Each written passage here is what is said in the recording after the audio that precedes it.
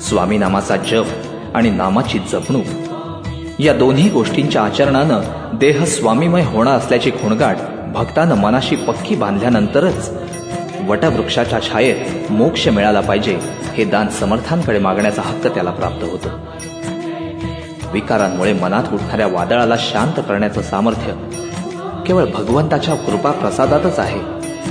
यावर विश्वास असणारा भक्त पाणावलेल्या नेत्रांनी म्हणू लागतो, स्वामी स्वामी जपता मनी मी, देह स्वामीमय व्हावा, वटवृक्षाच्या छायेतच मज ऐसा मोक्ष मिळावा.